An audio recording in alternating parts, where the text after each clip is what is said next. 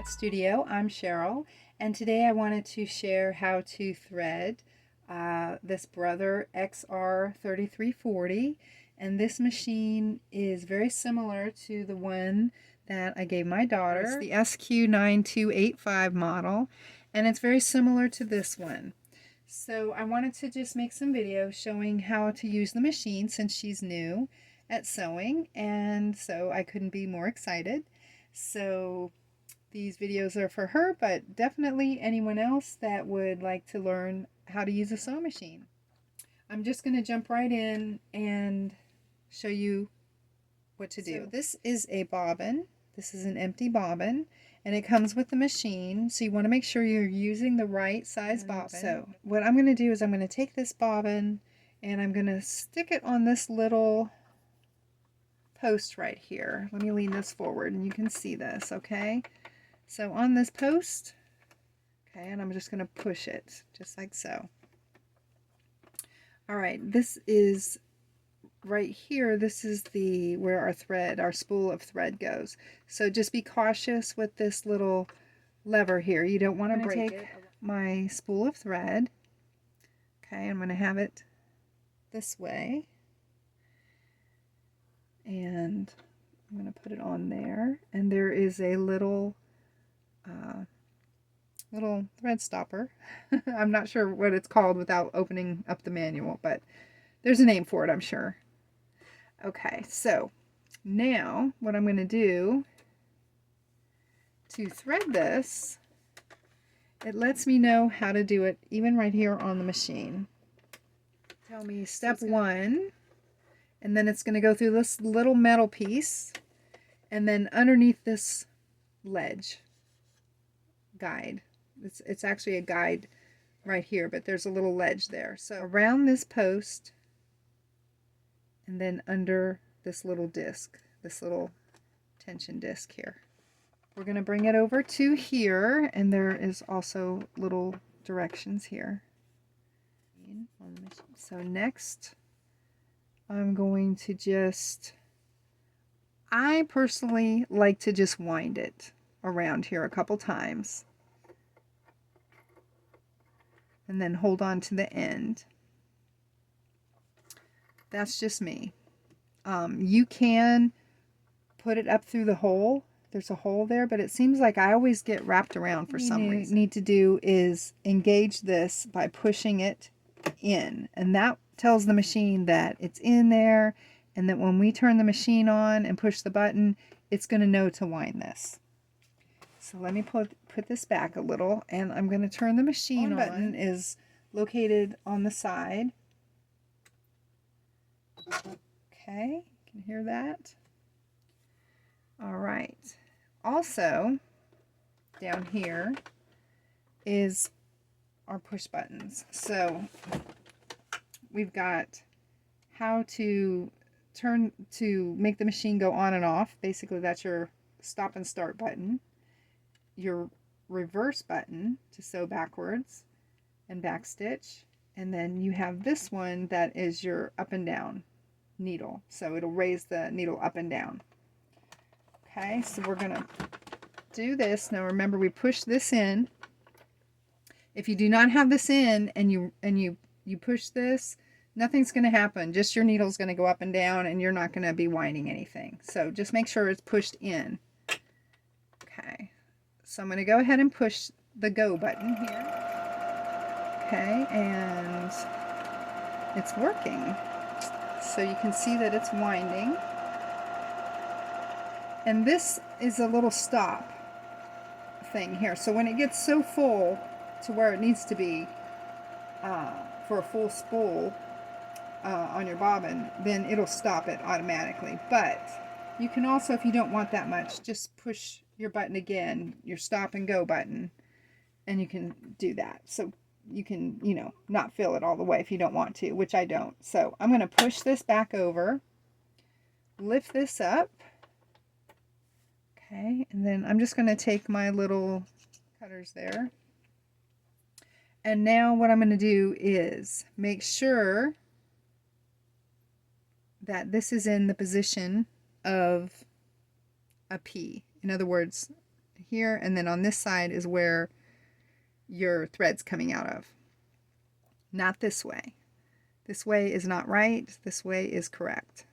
Okay, so now I'm going to just stick it down in here. Now I'm going to take this right here and I'm going to just drop it in.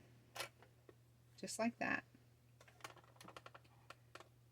You can see it's in there. I'm going to take it underneath. There's a little arrow here that lets me know that's where I need to go with it. And I pull mine up. You can bring it all the way around if you want. And then there's a little cutter here. And it'll cut it. So it'll sit in there. And when you bring your needle down, once it's threaded, it will pull up this bottom bobbin thread. I just like it to where I can hold on to it and let it do it. But either way you want to do that, that's fine. So there's this. And now I'm going to put my little cover on. So the cover, this is the back side or the downside of the cover. It's got a little raised marks here. You can see that. And this has a tab on this side, so the tab's coming this way. The tab is going to set just underneath this little clip, this little metal clip right here. Push this forward under there, okay, and just line it up, and now we're ready to just push down. To remove this, there's a little button here that you slide.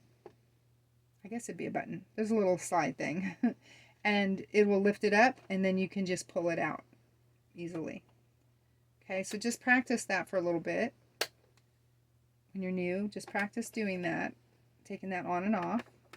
Okay, and now we're going to go ahead and thread the top part of the machine. So I need to pull this out. Now I can leave it in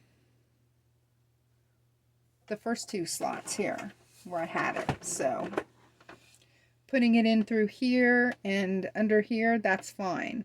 But now we're going to go straight down. You can see the arrow. And we're going to go straight down into this groove here. So here I am with that. Okay.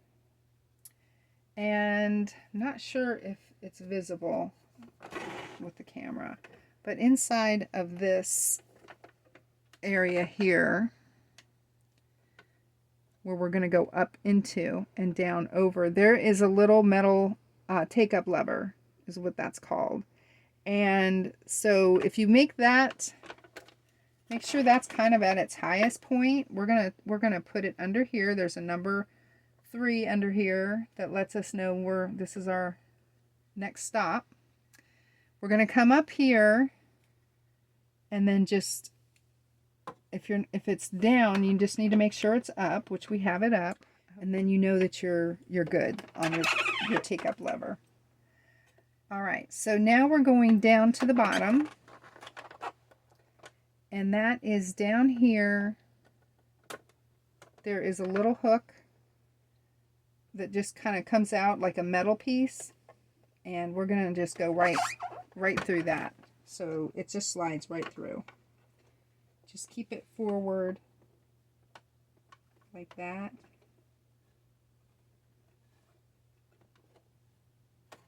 Sorry, keep it. Just tuck it right behind there, and it slides right behind. Now you have a choice. You can just thread this needle, just thread the eye of the needle going in straight front to back. We'll talk about changing needles later. Or you can use the fancy little needle threader. So get kind of confident with bringing it all the way down and pushing it. Just be gentle with it, because these do tend to break easily. I've seen them on some used machines that I've found that sometimes they're broken. So I think I found a Janome like that. I think it was broken on that one. So there's a hook here.